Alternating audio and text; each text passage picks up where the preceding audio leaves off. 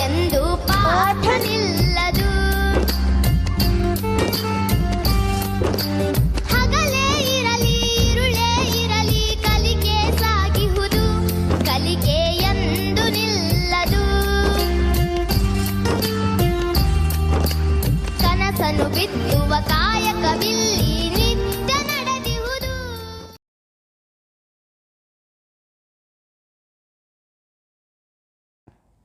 नमस्कार बच्चों, मैं श्रीमती रज़िया बेगम नेगलूर श्री गुदलेप्पा हल्लीकेरी प्रौढ़शाला हसरत्ती तहसील हावेरी ज़िला हावेरी में हिंदी अध्यापिका के नाते सेवा कर रही हूँ। आज हम वरदा ज्ञान वाहिनी यूट्यूब चैनल में मैं आप लोगों को स्वागत करती हूँ। आज 10वीं कक्षा के तृतीय भाषा हिंदी में चौथा पाठ अभिनव मनुष्य को आज मैं लेकर आई हूँ। अभिनव मनुष्य जिसके कवि हैं रामधारी सिंह दिनकर जी। इस कविता के द्वारा बच्चों को स्नेह, मानवीयता, भाईचारा आदि का महत्व इस पद्य के द्वारा समझाया जा रहा है। इन मानवीय मूल्यों से आधारित मैं एक छोटी सी कहानी आप लोगों को बताना चाहती हूँ बच्चों। सबसे पहले एक गांव में दो दोस्त थे। एक शादीशुदा, उसके दो बच्चे भी थे, दूसरे ने शादी नहीं की थी। दोनों में बहुत ही स्नेहमय प्रेम था। दोनों हमेशा एक दूसरे का भला चाहते थे। दोनों बहुत मेहनती थे, खेत में काम करते थे। मेहनती होने की वजह से उनकी फसल भी अच्छी आई। फसल की कटाई हुई। दोनों ने अपने खलिहान भर भर कर ಅನಾಜ್ ಕೋ ರಖಾ. ಖಲಿಹಾನ್ ಅಂದರೆ ದವಸ ಧಾನ್ಯಗಳನ್ನು ಇಡುವಂಥ ಸಂಗ್ರಹಣೆ ಮಾಡುವಂಥ ಗೋಡಾನ್ ಅಂತ ಏನು ಹೇಳ್ತಾವಲ್ಲ ಅದಕ್ಕೆ ಖಲಿಹಾನ್ ಅಂತ ಹೇಳ್ತವೆ ಮಕ್ಕಳೇ. खलिहान भर भर कर अनाज को रखा।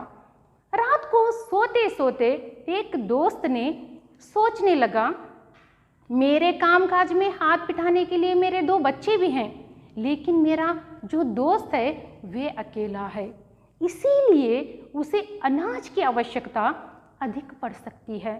मैं क्यों ना अपने खलिहान से 10 गठरी अनाज को निकालकर उसके खलिहान में डाल दूं। यह सोचकर वह रात के अंधेरे में उठता है और अपने खलिहान में जाता है। 10 गठरी अनाज को बांधता है। एक एक करके वह अपने खलिहान से अपने दोस्त के खलिहान में डालता है। इधर दूसरा दोस्त सोचने लगता है कि मेरा दोस्त परिवार वाला है, बाल बच्चों वाला है, उसे अनाज की आवश्यकता अधिक पड़ जाएगी।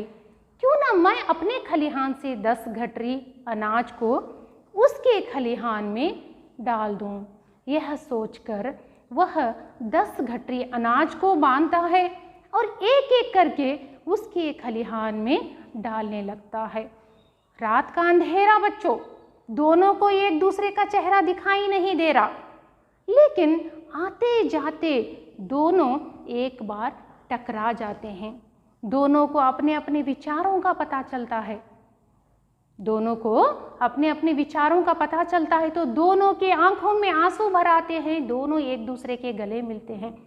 तो इस कहानी से हमें यह पता चलता है कि उन दोनों में कितना स्नेह, मानवीयता और भाईचारा था। तो यह मानवीय मूल्य है बच्चों। इन्हीं मूल्यों की वजह से मनुष्य मनुष्य कहलाता है। मनुष्य के अंदर इन गुणों को अमल में लाना बहुत ही ज़रूरी है। तो अब हम इस पाठ के उद्देश्यों की ओर जाते हैं। यहाँ पर बच्चों आधुनिक मानव और वैज्ञानिक युग का विश्लेषण इस पाठ के अंतर्गत किया गया है। मनुष्य ने बहुत सारी भौतिक साधना की, उसके साथ साथ मानवीय मूल्यों को भी यहाँ पर दर्शाया गया है। आज का मानव प्रकृति के हर तत्व पर विजय प्राप्त कर लिया है। आप लोग जानते हैं ऐसे कई विज्ञानी हैं जो हमारे देश में हमारे देश को समृद्ध बना के रखा है। पर रामधारी सिंह दिनकर जी को एक उदासी यहाँ पर आती है कि उसने भौतिक साधना तो बहुत की, लेकिन वह अपने आप को भूल रहा है। वह अपने आप को क्या कर रहा है? भूल रहा है। आप लोग मदर तेरेसा को देख लीजिए बच्चों, वे विदेश से आई, हमारे देश में उन्होंने अपने तन मन से सेवा की, तन मन से सेवा करके वे हमारे देश की माँ बन बैठी। मानवीयता का अद्वितीय उदाहरण जो है मदर तेरेसा है। मानव से यहाँ पर रामधारी सिंह दिनकर जी कहना चाहते हैं कि मानव से प्रेम का रिश्ता जोड़कर, एक मानव दूसरे मानव के बीच में एक प्रेम का रिश्ता जोड़कर आपस की दूरी को मिटाए, वही मानव कहलाने का अधिकारी है। तो मैं रामधारी सिंह दिनकर जी का संक्षिप्त परिचय जो है आप लोगों को बताना चाहती हूँ। ये जो चित्र आप लोग देख रहे हैं रामधारी सिंह दिनकर जी का है। तो बच्चों, कवि रामधारी सिंह दिनकर जी का जन्म ईस्वी सन 1908 को बिहार के मुंगेर जिले में हुआ। पहले वे रेडियो विभाग में काम करते थे, बाद में एक सरकारी कॉलेज के प्राध्यापक बने। आगे चलकर वे भारत सरकार के हिंदी सलाहकार के पद पर नियुक्त हुए। कवि की कुछ प्रमुख रचनाओं को आप ध्यान दीजिए, वो हैं हुंकार, रेणुका, रसवंती, सामधेनी, धूप छाह, कुरुक्षेत्र, बापू, रश्मिरथी आदि। कवि की हर रचना में हृदय को प्रभावित और उत्साहित करने की पूर्ण शक्ति है। इनकी भाषा सजीव और विषय के अनुकूल है। अभिनव मनुष्य पद्य भाग कुरुक्षेत्र के षष्ठ सर्ग यानी 6वें अध्याय से लिया गया है। ईस्वी सन 1974 को इनका देहावसान हुआ। तो बच्चों, अभी हम इस पद्य का आदर्श वाचन करती हूँ। आशा करती हूँ आप लोग भी मेरे साथ साथ इस पद्य का आदर्श वाचन करेंगे और हर एक शब्द पर अपनी उंगली को दौड़ाइए। ध्यान रखिए कोई भी शब्द चूक न जाए, ठीक है? तो आप लोग भी मेरे साथ साथ इस पद्य को पढ़ेंगे। आज की दुनिया विचित्र नवीन, प्रकृति पर सर्वत्र है विजयी पुरुष आसीन। है बंधे नर के करों में वारी विद्युत भाव, हुक्म पर चढ़ता उतरता है पवन का ताप। है नहीं बाकी कहीं व्यवधान, लांग सकता नर सरित गिरी सिंधु एक समान। यह मनुज जिसका गगन में जा रहा है यान, कांपते जिसके करों को देख कर परमाणु। यह मनुज जो सृष्टि का श्रृंगार, ज्ञान का विज्ञान का आलोक का आगार। यह मनुज जिसका गगन में जा रहा है यान, कांपते जिसके करों को देख कर परमाणु। यह मनुज जो सृष्टि का श्रृंगार, ज्ञान का विज्ञान का आलोक का आगार। व्योम से पाताल तक सब कुछ उसे है गे। व्योम से पाताल तक सब कुछ उसे है गे, पर न यह परिचय मनुज का, यह न उसका श्रेय। श्रेय उसका बुद्धि पर चैतन्य उर की जीत, श्रेय मानव की असीमित मानवों से प्रीत।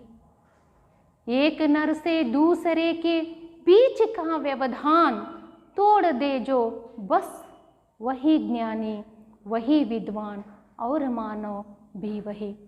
बच्चों, इस आदर्श वाचन से आप लोग कुछ शब्दों को समझ गए होंगे, लेकिन ये छंद मुक्त काव्य होने की वजह से इसमें कुछ शब्द ऐसे हैं जिनका अर्थ बताना पड़ेगा। तो चंद शब्दों के अर्थों को अभी मैं आप लोगों के सामने बताऊंगी। दुनिया, विश्व, जगत, ब्रह्मांड, संसार, विचित्र यानी अनोखी, अचंभित करने वाली, आश्चर्य में डालने वाली, नवीन, नया, नूतन, यहाँ पर आधुनिक, वर्तमान में हम कह सकते हैं बच्चों इस पद्य के द्वारा। सर्वत्र, हर जगह, सभी ओर, आसीन, बैठना। आसीन का अर्थ होता है बच्चों बैठना। बांधे, बंधे हुए, अधीन किए हुए, कंट्रोल में लिए हुए। नर, मनुष्य, मनुज। कर यानी हाथ, मनुष्य के हाथों को हम कर भी कहते हैं। वारी यानी नीर, जल, पानी। अमृत भी यहाँ पर हम कहते हैं। विद्युत यानी बिजली, पावर, शक्ति जिसे हम कहते हैं। गगन, आकाश। यान, सवारी। कांपना, डरना, लड़खड़ाना। एक छोटा सा उदाहरण है कांपना के लिए आप लोगों को। जब परीक्षा दूर रहती है तो हम क्या सोचते हैं बच्चों, अभी परीक्षा बहुत दूर है, ऐसा सोच के हम चुपचाप रहते हैं।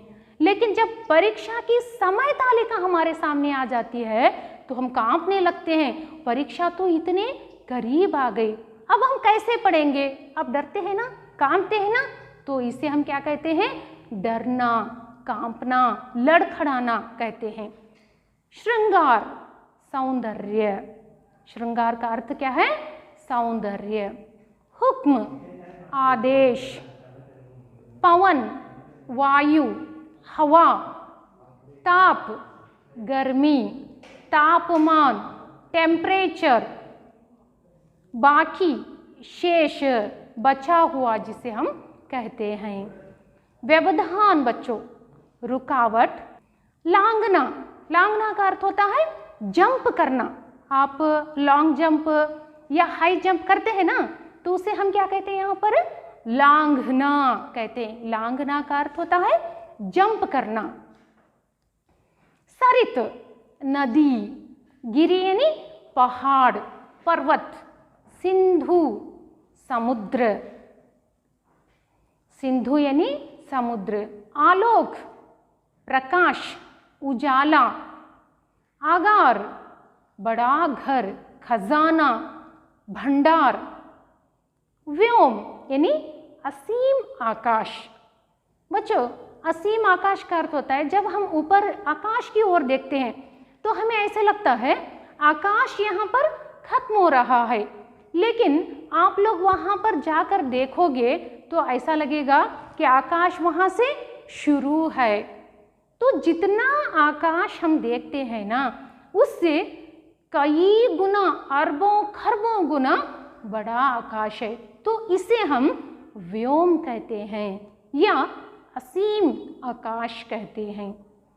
पाताल, पाताल यानी पृथ्वी का तल या पृथ्वी की तह जिसे हम कहते हैं। ज्ञेय, ज्ञान में, ज्ञात, समझ, समझ से ताल्लुक रखता है ये ज्ञेय। श्रेय यानी यश या प्रतिष्ठा या महत्व जिसे हम कह सकते हैं, या गौरव भी यहाँ पर हम कह सकते हैं बच्चों। चैतन्य, जीवित, जिसमें जान हो, ये भावनाओं से ताल्लुक रखता है बच्चों।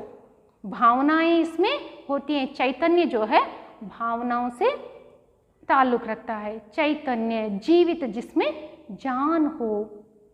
असीमित, जिसकी कोई सीमा नहीं होती, असीमित, असंख्य। भाप, भाष्प, भाप यानी भाष्प, वेपोर जिसे हम कहते हैं। तो आप लोगों को आदर्श वाचन से कुछ शब्दों को शब्द मालूम हो गए होंगे और अभी जो शब्दार्थ में बताए उससे भी मालूम हुआ होगा। तो अब हम इस सारांश या भावार्थ की ओर जाते हैं। अभिनव मनुष्य का अर्थ जो है बच्चों, अभिनव यानी आधुनिक मानव या वर्तमान युग का मानव हम यहाँ पर कह सकते हैं। यहाँ पर देखिए रामधारी सिंह दिनकर जी ने पद्य की शुरुआत कैसे की। आज की दुनिया विचित्र नवीन, प्रकृति पर सर्वत्र है विजयी पुरुष आसीन। आज की दुनिया अनोखी और नवीन यानी नई है। प्रकृति के पंचम तत्व जिसे हम कहते हैं पंचम तत्व पर मानव ने विजय प्राप्त कर लिया है। पंचम तत्व यानी जल, वायु, अग्नि, पृथ्वी, आकाश पर उसने विजय प्राप्त कर ली। वायु जल से विद्युत निकाल रहा है, विद्युत से न जाने कई कारखाने चलते हैं, कई वाहन का संचालन यहाँ पर कर रहे हैं। अग्नि का भी वह बखूबी इस्तेमाल कर रहा है।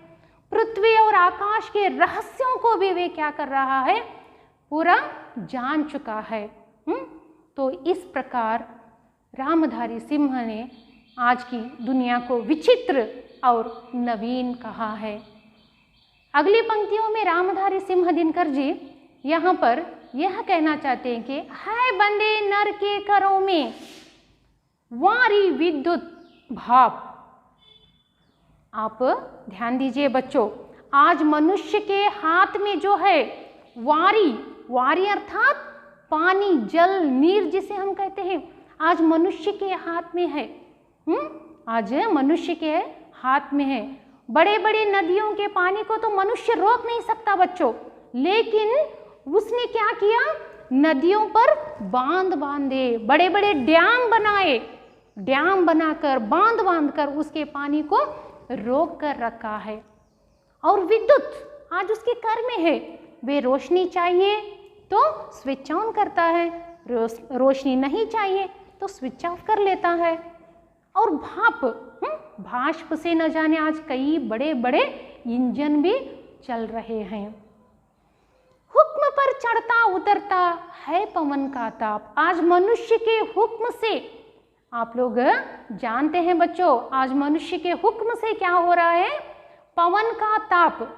पवन, पवन अर्थात वायु, वायु हवा का जो तापमान है वे चढ़ और उतर रहा है। अगर उसे गर्मी लगने लगती है तो वो एसी ऑन कर लेता है, अगर उसे ठंडी लगने लगती है तो वे रूम हीटर का प्रयोग कर लेता है। इस प्रकार उसने तापमान पर भी कंट्रोल कर लिया, अपने अधीन में उसे कर लिया। तो हम यहाँ आगे की इन पंक्तियों में देखते हैं बच्चों, है नहीं बाकी कहीं व्यवधान। आज मनुष्य भौतिक साधना करते जा रहा है, उसके लिए कोई व्यवधान, बाधा नहीं है, रुकावट नहीं है, पर्दा नहीं है बच्चों। लांघ सकता नर सरित गिरी सिंधु एक समान। उसका जो लक्ष्य है, आप लोग देख रहे हैं, प्रकृति पर विजय पाना उसका लक्ष्य है बच्चों। प्रकृति पर विजय पाना उसका लक्ष्य हो रहा है। आज वे नदी को पर्वत को एक समान लांघ रहा है। समुद्र, 7 समुद्र को पार करना उसके लिए कोई बड़ी बात नहीं है। वे एरोप्लेन के द्वारा, जेट के द्वारा, रॉकेट के द्वारा 7 समुद्रों को भी आसानी से वे आज पार कर रहा है। आप लोग जानते हैं बच्चों, आज मनुष्य की साधना जो है वे उसमें कोई रुकावट या बाधा नहीं है। यह मनुष्य जो इतनी साधना कर रहा है, जिसका गगन में जा रहा है यान, आज उसकी सवारी जो है गगन में जा रही है। आप लोग देख रहे हैं एरोप्लेन, वे कहाँ पर है, वे गगन की ओर जा रहा है। कांपते हैं जिसके करों को देखकर परमाणु, परमाणु यानी अस्त्र शस्त्र भी उसके करों को देखकर कांप रहे हैं। बच्चों आप लोग जानते हैं 1945 में जापान के हिरोशिमा नागासाकी पर जब बम फूटा तो वहाँ की भूमि जो है निष्क्रिय हो गई थी। तो यह अस्त्र शस्त्र, ये बम भी जो है मनुष्य के करों को, मनुष्य के चमत्कारों को देखकर कांप रहे हैं। यह स्वार्थी मनुष्य न जाने कब इस सृष्टि का ध्वस्त कर दे। तो यहाँ पर मनुष्य ज्ञान का, विज्ञान का, आलोक का आगार यहाँ पर कहते हैं। यह मनुष्य जो सृष्टि का श्रृंगार है। मनुष्य, भगवान ने बहुत सारे जीव जंतुओं को जन्म दिया, प्राणियों को जन्म दिया, लेकिन उन सब में जो है मनुष्य श्रेष्ठ प्राणी है, सुंदर प्राणी है। पता है क्यों? क्योंकि उसके अंदर ज्ञान है। आप लोग देख रहे हैं बच्चों, उसके अंदर ज्ञान है, विज्ञान है, आलोक का आगार है। ज्ञान और विज्ञान जो होता है प्रकाश का संकेत होता है बच्चों। ज्ञान विज्ञान जो होता है प्रकाश का संकेत होता है। आगार यानी खजाना, भंडार उसके पास है। व्योम से पाताल तक, व्योम यानी असीम आकाश। आप लोग देखते हैं आकाश के अंतर्गत क्या क्या होते हैं? सितारे, सैयारे, ग्रह, उपग्रह, उन सब के रहस्य को वह जानता है बच्चों। और पाताल, पाताल यानी पृथ्वी का तल, पृथ्वी की तह जिसे हम कहते हैं, जिसके अंदर लोह, ईंधन, सोना, चांदी, जवाहरात सब कुछ मिलते हैं। उन सब रहस्यों को भी वह जानता है। ज्वालामुखी आप देख रहे हैं जो भूमि के अंदर, पृथ्वी के अंदर होती है, उसे भी वह जानता है। आज ऐसा कोई क्षेत्र है ही नहीं जो उसे पता न हो।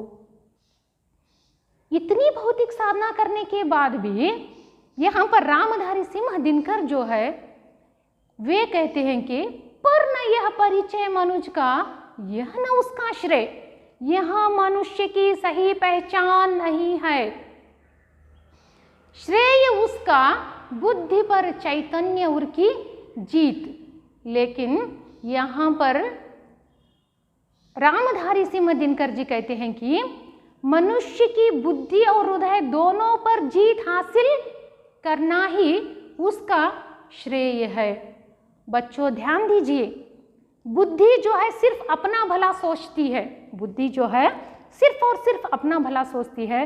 हृदय जो है अच्छाई की प्रेरणा देता है। इसीलिए हमें भौतिक बल की अपेक्षा हृदय बल का उपयोग अधिक करना है। तो यहाँ पर बुद्धि और हृदय दोनों पर जीत हासिल करता है, वही श्रेष्ठ है। श्रेय मानो की असीमित मानो से प्रीत। यहाँ पर रामधारी सिंह दिनकर जी और एक उदाहरण देते हैं। वे कहते हैं जाति, भेद भाव, पंथ, ये सब न देखते हुए, काला, गोरा, देशी, विदेशी, ये सब न देखते हुए मनुष्य को क्या करना है? मनुष्य जाति से प्रेम करना है। मनुष्य को मनुष्य जाति से प्रेम करना है, तभी वह मानव कहलाने का अधिकारी होगा। आगे की पंक्तियों में वे कहना चाहते हैं एक नर से दूसरे के बीच का व्यवधान।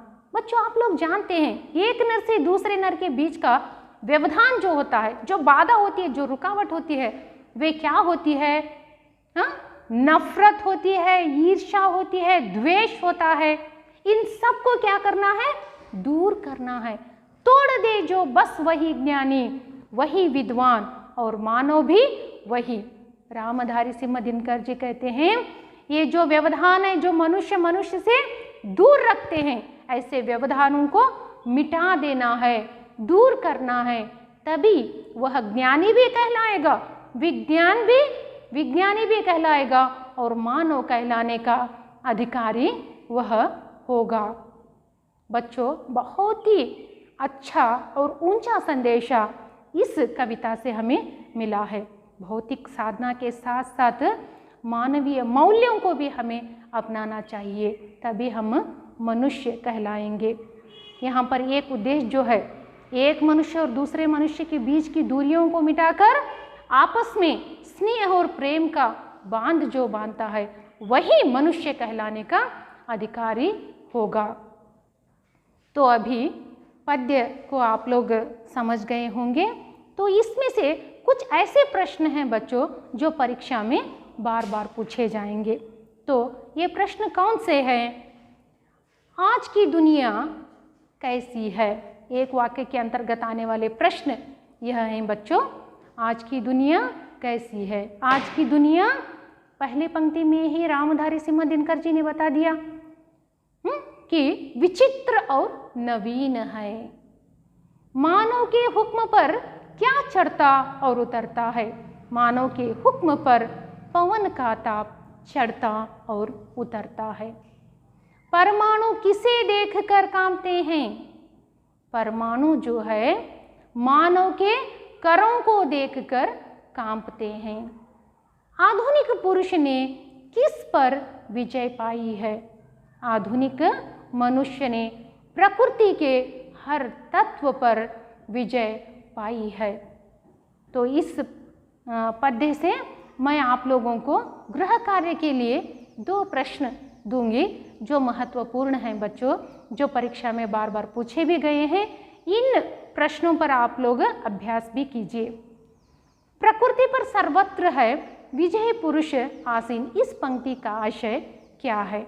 आप लोग जानते हैं बच्चों, प्रकृति पर सर्वत्र है विजय पुरुष आसीन, यानी प्रकृति के अंतर्गत आने वाले जो 5 तत्व हैं, जल, अग्नि, वायु, आकाश और पृथ्वी, इन पर मनुष्य ने आज विजय प्राप्त कर ली।